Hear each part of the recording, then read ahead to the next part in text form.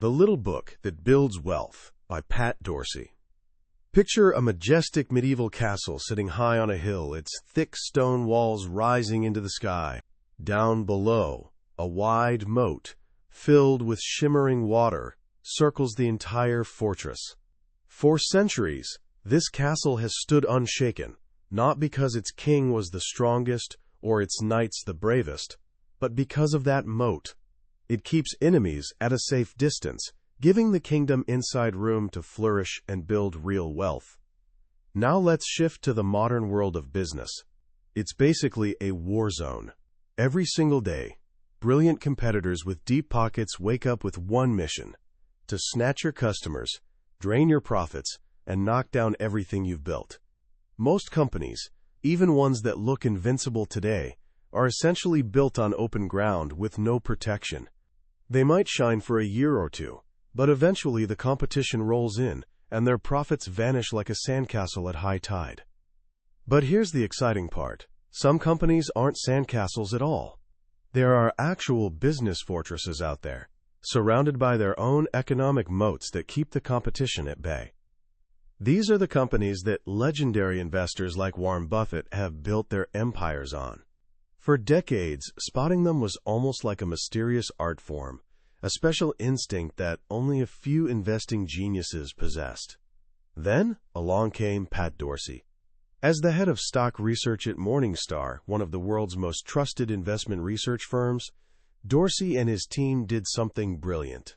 They took this elegant concept of a moat and turned it into an actual science.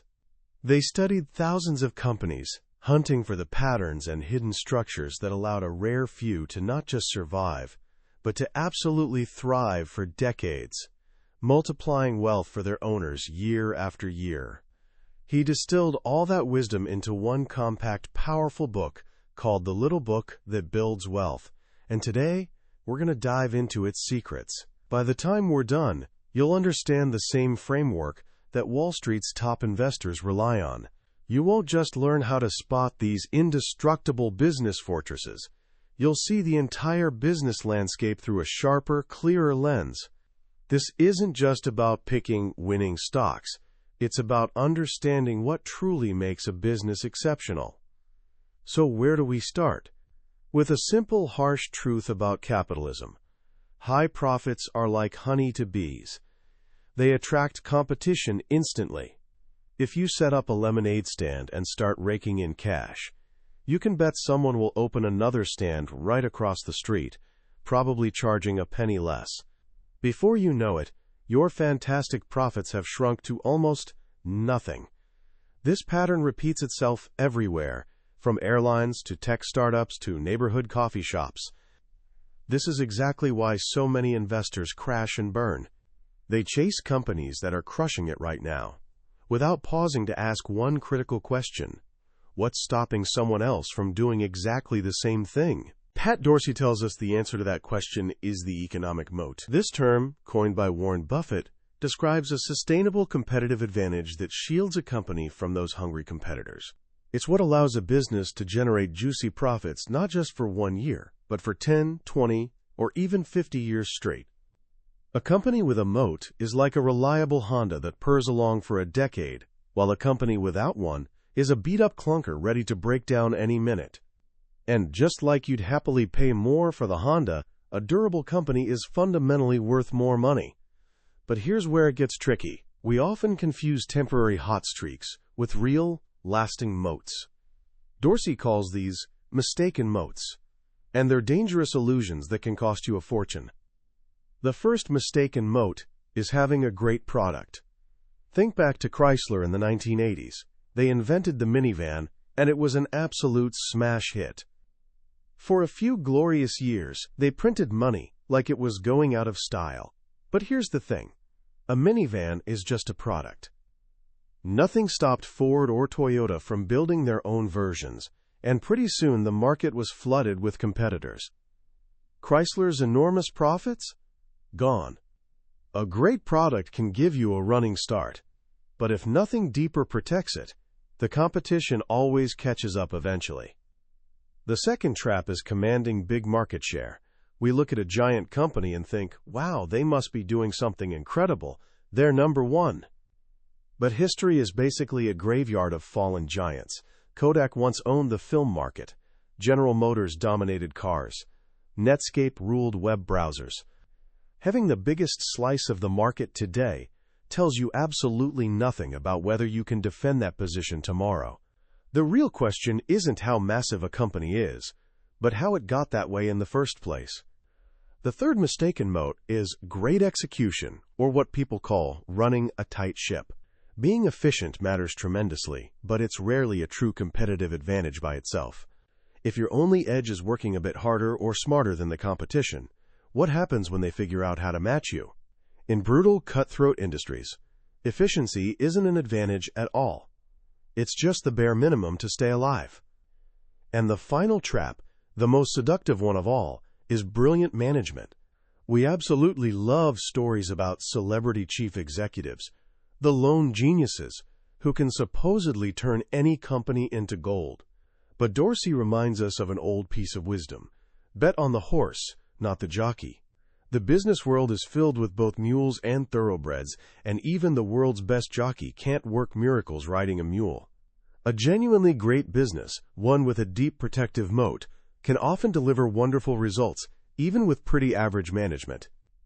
Warren Buffett himself once said, "When management with a reputation for brilliance tackles a business with a reputation for bad economics, it is the reputation of the business that remains intact." So if great products, huge market share, and genius managers aren't real moats, what actually is? Dorsey and his team at Morningstar narrowed it down to 4 primary sources of durable competitive advantage. These are the true foundations upon which business castles are built. The first source is intangible assets. These are powerful advantages you can't physically see or touch, but they're as solid as any fortress wall. They come in 3 flavors. First up, brands. Now be careful here. A famous brand isn't automatically a valuable brand. The real test is simple. Does the brand convince customers to pay more?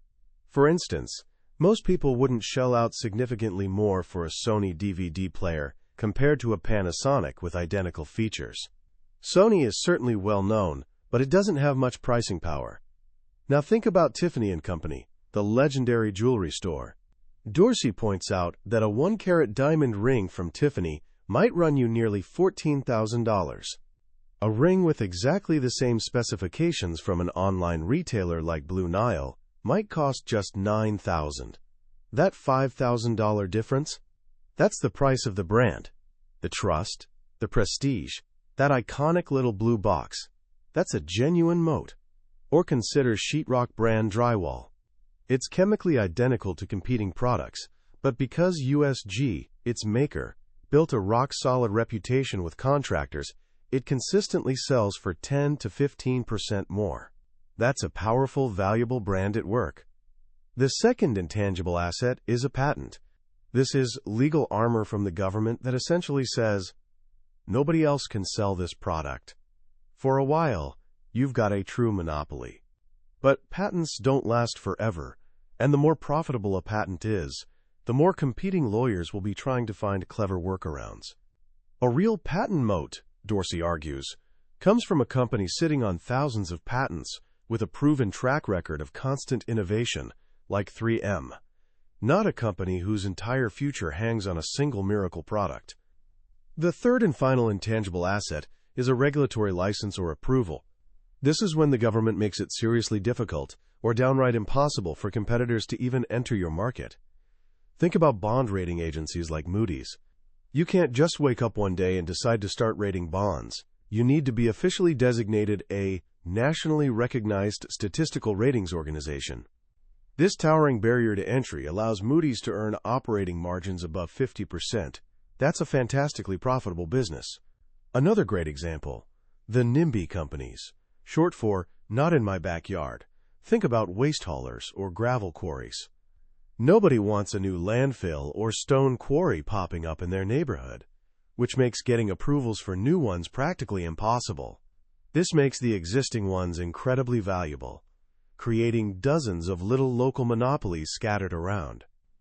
That's our first moat, intangible assets. the invisible walls that competitors can't breach. The second powerful moat is switching costs. This kicks in when it's simply too expensive, too risky, or too much of a headache for a customer to jump from your product to a competitor's. Think about your own bank. Why have you probably stuck with the same bank account for years, even when another bank dangled a slightly better interest rate in front of you? Because switching is genuinely annoying. You've got to fill out paperwork, change your direct deposits, update all your automatic bill payments, and there's always that nagging worry that something might go sideways in the process. Maybe a paycheck gets lost, or a critical bill doesn't get paid. That hassle, that friction, those switching costs, that's why banks stay so consistently profitable. They know you're unlikely to leave, so they can charge slightly higher fees and pay you slightly less interest. This moat becomes even stronger in the business world. Consider Intuit, the company behind QuickBooks accounting software. Once a small business has poured all its financial data into QuickBooks, the mere thought of migrating everything to a new program is absolutely terrifying. It would eat up countless hours, and there's a massive risk that some critical piece of information could get lost or corrupted during the transfer. So small businesses just stick with QuickBooks, year after year, giving Intuit incredible pricing power. Or imagine a huge corporation that runs its entire operation on a database from a company like Oracle. That database isn't just some software sitting in a corner. It's the central nervous system of the entire organization, wired into dozens of other mission-critical programs. Ripping it out and replacing it would be like performing open-heart surgery on the company. It's incredibly risky and eye-wateringly expensive, so they don't do it. It even works with professional skills. A company like Autodesk makes AutoCAD, the design software engineers use to create everything from skyscrapers to bridges. Most engineers learn AutoCAD in college. When they land their first job, their employer has zero interest in spending time and money retraining them on some new, unfamiliar program.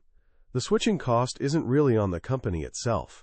It's embedded in the workforce's existing skills and habits. The third moat is perhaps the most powerful of all, the network effect. This is a special kind of moat where the value of a product or service grows with every single new person who starts using it. Think about the very first person who owned a telephone. It was basically a useless toy sitting on their desk. Who could they possibly call? But when a second person got a telephone, suddenly the device had real value. When 1,000 people had phones, it became incredibly useful. That's the network effect in action. The textbook modern example is eBay. Why do buyers flock to eBay? Because that's where all the sellers hang out. And why do sellers set up shop on eBay? Because that's where all the buyers are hunting for deals. It's a self-reinforcing circle that just keeps spinning. A scrappy new competitor could launch an auction site tomorrow with zero fees and flashy features, and it would probably still fail spectacularly. Why? Because without a massive network of buyers and sellers from day one, it offers virtually no value to anyone. This is exactly why network-based businesses tend to become natural monopolies, or tight oligopolies. As one smart economist put it, of networks, there will be few. Just look at credit cards. There are really only 4 major networks: Visa, MasterCard, American Express, and Discover. The more stores that accept your American Express card, the more valuable that card becomes to you. And the more cardholders carrying Amex, the more essential it becomes for stores to accept it. This moat creates absolutely incredible economics. Dorsey shows us that as you add more nodes to a network, say, more Western Union locations, the number of possible connections between them grows exponentially, not linearly. A company might double its physical investment, but the actual value of its network could increase tenfold. That's a crushing advantage that's almost impossible for any competitor to replicate from scratch. And finally, we arrive at the fourth great moat, a cost advantage. This is when a company can produce a product or deliver a service at a sustainably lower cost than everyone else in the game. This allows them to either undercut competitors on price and gobble up market share, or sell at the same price and pocket much fatter profit margins. Dorsey breaks this down into several types. One is having a superior process. For years, Dell enjoyed a huge cost advantage in the PC market because it sold directly to consumers and built computers to order, keeping its inventory incredibly lean. Its competitors, companies like IBM and Compaq, were stuck dragging around expensive networks of resellers and retail stores. For them to copy Dell's model, they would have had to basically destroy their existing businesses. Southwest Airlines pulled off the same trick in a different industry. By flying only one type of plane, the Boeing 737, using less congested secondary airports, and getting planes back in the air faster than anyone else, they achieved a cost structure the big legacy airlines could never hope to match. Another source of cost advantage is simply having a superior location, especially for products that are heavy and cheap to produce. A gravel quarry located just 5 miles from a booming construction zone has an enormous permanent cost advantage over a quarry 50 miles away, purely because of transportation expenses. That location advantage creates a natural local mini-monopoly that's virtually unassailable. And sometimes a company has access to a unique asset that nobody else can get their hands on. Dorsey mentions a company called Aracruz Cellulose in Brazil, which is the world's lowest cost producer of paper pulp. Their secret? The eucalyptus trees they use for pulp grow faster in Brazil's climate than anywhere else on the planet, maturing in just 7 years, compared to 20 years or more in North America. Their raw material literally grows back 3 times faster than their competitors. That's a cost advantage you simply cannot replicate, no matter how hard you try. The final and most famous cost advantage comes from scale. Being bigger really is better. But Dorsey makes a crucial point here. What actually matters isn't a company's absolute size in the world, but its size relative to its rivals in a specific market. A company like UPS has a massive scale advantage in ground delivery. Because its trucks are already rumbling down virtually every street in America every single day, the cost of tossing one more package onto a truck is almost zero. A scrappy new competitor would need to build out a similarly vast, expensive network and operate at crushing losses for years just to have a prayer of competing. Scale can also come from completely dominating a small, specialized niche. Graco is a relatively small company that makes high-end industrial pumps and paint sprayers. The total market just isn't big enough to attract a giant competitor, which allows Graco to dominate its little pond and earn incredible profits. They're the big fish in a small pond, which is often way more profitable than being a tiny fish swimming in the vast ocean. So there you have it, the 4 moats: intangible assets, switching costs, the network effect, and cost advantages. Once you truly understand this framework, the next step is becoming a moat detective. When you look at any company, your very first question should be, does it show a solid history of high profitability? Pat Dorsey suggests examining metrics like return on equity or return on invested capital. These numbers reveal how good a company is at turning investors' money into even more money. A track record of consistently high returns is your first big clue that a real moat might exist. But that's only the first step. Step 2 is figuring out exactly why those high returns exist. You absolutely must be able to identify which of the 4 moats is actually protecting the business. If you can't clearly point to one, then those impressive profits might just be dumb luck, and luck always runs out eventually. The final, absolutely crucial step is valuation. Finding an amazing company with a wide protective moat isn't nearly enough by itself. You have to buy it at a reasonable price. Even the most magnificent castle in the world can be a terrible investment if you wildly overpay for it.